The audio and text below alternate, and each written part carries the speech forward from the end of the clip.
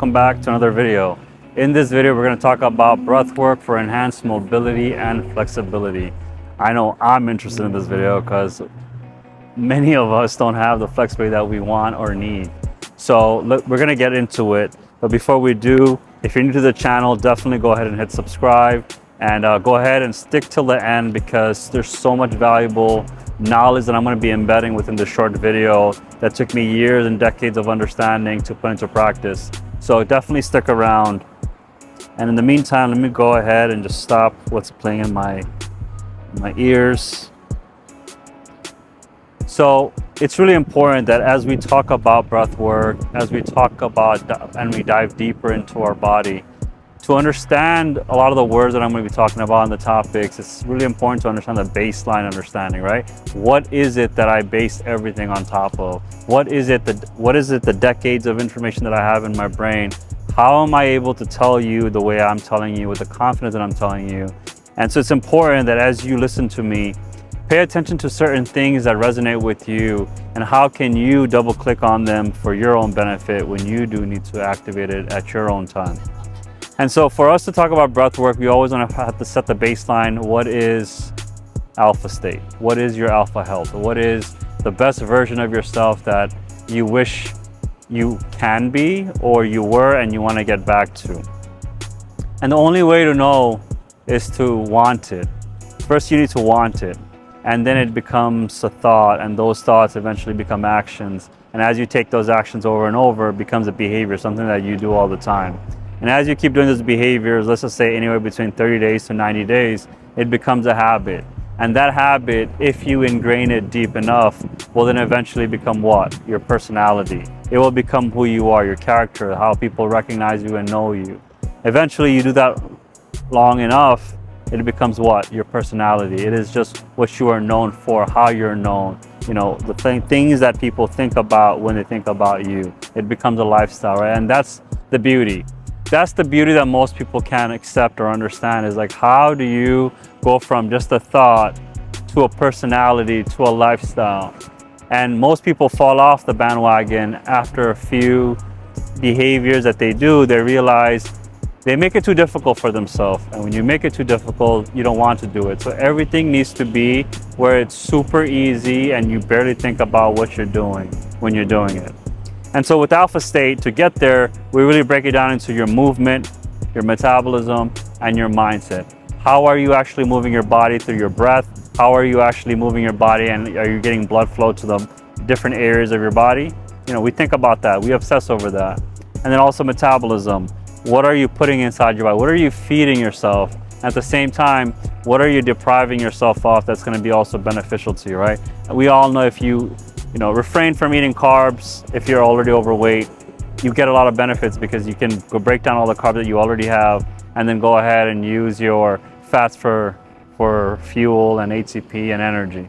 But that's another topic, right? We already created those videos and you can go ahead and check them out in the playlist.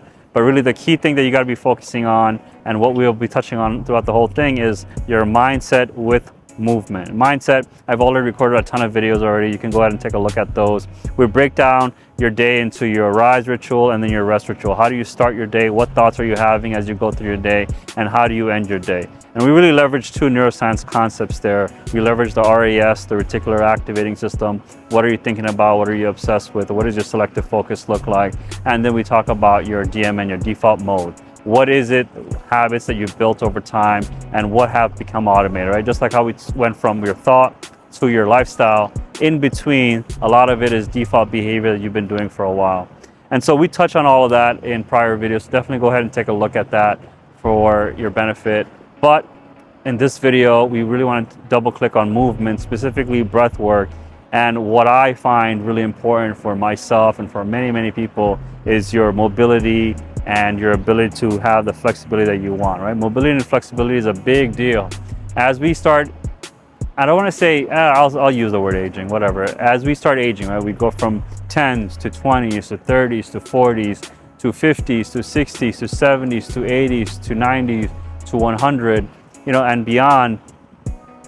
Naturally, we are inclined to think that we're going to lose a little bit of our mobility, lose a little bit of our flexibility as we get older. And we know this, right? We see our parents, we see our grandparents, we see relatives, we see what happens to them as they start aging.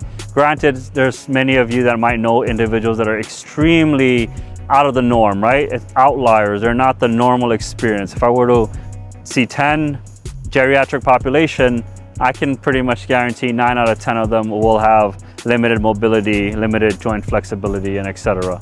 And so for us to understand it, I want to start off with the breath. I want to understand how we think about the breath. Let's do a few breaths together, and then you're going to see how it all sort of ties in together. And so for us to do the breath, I would just want to take a deep breath, whatever that means to you. So let's take a deep breath together. So let's go ahead, inhale, and then exhale. I'm going to exaggerate, of course, to show you what that looks like. We're taking in the oxygen, and then we're letting it all go. But what you'll notice about that is that you probably, even it was a deep inhalation, it was probably a shallow inhalation, meaning you only were breathing from the top of your lungs. And when you breathe from the top of your lungs, you're actually doing a disservice. You're probably getting 20 to 30% maximum oxygen intake, right? Because when you're breathing in, think about what you're doing, like, you're not leveraging the lower portion at all. You're not belly breathing. Think about a child when they're growing up. You know, they breathe with their bellies. You see their bellies inhale and exhale. But as we get older, we forget about that, and we don't do it from our breath. And when we don't do it from our breath, from our nose and our lower lungs, we are forced to take in more breath, or now feel tired more often, and then talk about taking supplements or caffeine pills or energy drinks, something to give us more energy. But imagine, right? Imagine you did that shallow breath, only 30%, but if you did the belly breath, how much more would you be getting? And we'll find out right now. We'll see how you feel right after we do it together. So let's go ahead and put our right hand on our heart, left hand on our belly. And what we want to do is we want to expand the belly, rise the chest. So when you breathe in, you're going to need a little bit of practice, because if you haven't done it in the past, it's going to feel really awkward. So I'm going to go to the side profile, and I'm going to go ahead and inhale from the belly. So exaggerate, and then rise the chest, and then let it go. So we're going to go ahead and inhale from the belly, rise the chest, and then we're going to let it go. All right, we'll do 5 of these together, and after the 5th one, we'll come back and we'll talk more about it, because you'll see exactly what I'm talking about. So let's go ahead and put our right hand on our heart, left hand on our belly. We'll take 5 deep belly breaths. I'm going to get situated. I want to have my foot shoulder width apart, so I get maximum intake of the oxygen, and good posture as well. Posture is super important. So let's go ahead and breathe from our belly, rise the chest, and then let it go. 1.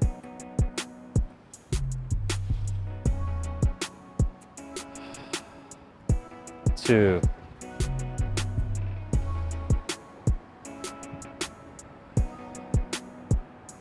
3.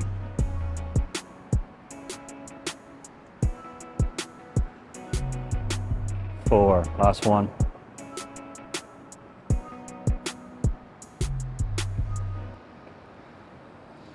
5. We're back. How do you feel?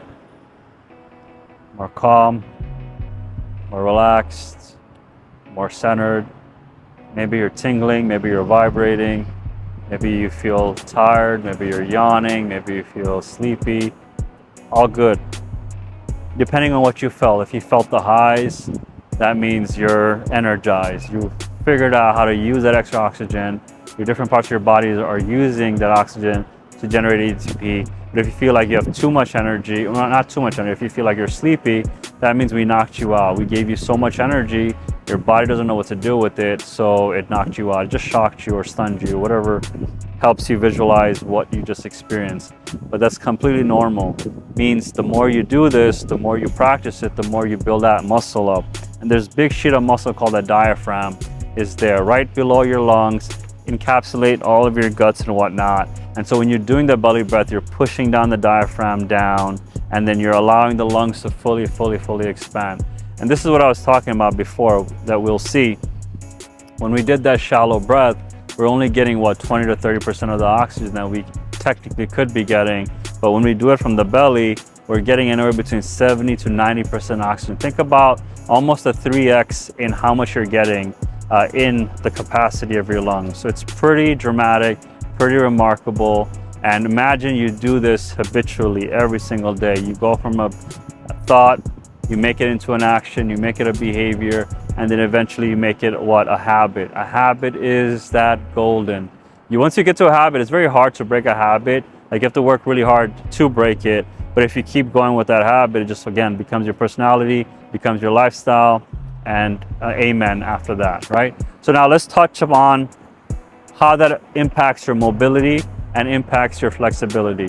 So mobility, movement, things we talk about. How are you moving in 3D, right? This is 3D right here. And so where joints are moving in this plane, our joints are moving in that plane, our joints are moving in this plane, our joints are pretty much, if we could do this, we're moving in all three planes, right? We can also twist. So think about what I just did, right? In terms of mobility, you know, I can move my body around, but am I optimally mobile? That's the question that we need to have, right? Am I able to move in a way where my body is utilizing itself in the most optimal way? What I can tell you is I'm not perfect. I'm near from perfect. But what I do know is that I'm working on it. I know for probably over a decade, I've let go of my hips, my knees, my ankles, my hips, my ankles, my heels, all that area, because when I got injured when I was playing basketball, I hurt the lateral malleolus, like the lateral ankle, from both sides. I don't know if I teared it. I definitely sprained it because it's not acting the same way. And what happens when you get injured, and I'm sure many of you can relate, is that, you know, you'll nurse it, you'll do what you have to do, but it's still not fully recovered because I didn't do the PT that you're supposed to. I didn't heal it properly. So guess what? It just ended up healing itself. It did its own way, right? When you're not focusing on something, it's also a decision. Like, you not deciding to take care of it is also a decision. So your body will figure out a way to take care of it because it still wants to survive. And so that's what happened to me. And so that injury led me to really bad posture, really bad, like my body habit is also deformed. I did a lot of desk work, so again, I was hunching over. So it wasn't optimal at all. And when it's not optimal, you end up struggling because you have to work harder the next time around and continuously to revert back to a normal state. So I've done that for what, 7-8 years. Now I have to spend more time. I'm year 3 right now recovering, and I'm still not to the optimal level, but I will get there, right? It's more of repetition the more you do it. That's where the movement, the flexibility, the mobility part comes in. But then when we talk about flexibility, is you have what I would say 10 major joints, major junctions, not joints, junctions, where blood is flowing through. And this is what we talk a lot about in movement and blood flow specifically. And we'll be doing movements in the gym in our future videos. But those major junctions allow blood to flow. And so are you flexible in those major junctions, right? And we'll do that, but you're seeing sort of what I'm talking about, right? Are you able to do a squat? Are you able to go ahead and curl something up? Are you able to push something down? Are you able to rotate your shoulders? Are you able to go ahead and rotate your neck and head, right? This is where the flexibility comes in. Are you able to move your body in areas and ways that you normally wouldn't do, right? Novel, original movements. And those movements dictate exactly how you're gonna go about building the version that you need. So the flexibility and the mobility. The key thing here, and in pretty much every video that I've been making about this topic, is for you to have that mobility. You know, if you're tired, if you're feeling lethargic, you're not gonna have that energy to be mobile. You wanna stay stationary. Like I said before, right? If you're at a desk all day, or if you're feeling tired all the time, you're not gonna wanna move. And when you don't wanna move, you're stationary, and that mobility then gets hardened. I want you to imagine your body as like a very nimble saran wrap, right? So think of it, when you're young, you barely have any saran wrap around you, but as you get older, the saran wrap gets tighter and tighter and tighter because you're not using those certain areas, whether it be your hips, whether it be your knees, whether it be your shoulders, right? Frozen shoulder, that's literally saran wrapped so hard that you can't even get rid of it. And so as you're thinking about your day, as you're thinking about movement, metabolism, mindset, and when you're breathing, just know that when you do 5 breath, 10 breath, 20 breath, 30, 100, 200, whatever you do for minutes and hours, you're gonna give your body more oxygen than normal. And when you give yourself more than normal, you're allowed to then go ahead and utilize it in certain areas. I mentioned this earlier when we took the breath, and I said, hey, if you feel energized or shot, you feel tingly, you have a lot of energy. Now try doing a different movement. You know, I always start off every single person I work with is the bare minimum activity, which is the breath. Go ahead and take 10 breaths. Go ahead and take 20 breaths. And once you do it, you'll realize that you just naturally have a little bit more energy. How to use that energy for your purposes is going to be the key right there. With that being said, guys, I really hope that you appreciate this video, you enjoyed this video. If you did, give me a like, letting me know you liked the video. If you disliked it, go ahead and dislike it. And also let me know in the comments so that way I can improve upon future iterations. And of course, subscribe. That lets me know that you found value in it. And I love seeing the number go up, just like how you love seeing your progress. I love seeing my progress with you. So definitely go ahead and do that. Again, my name is Shaquille. I'm with Alpha, and we're here to optimize yourself to your genetic potential. I'll see you in the next one. Take care. Bye.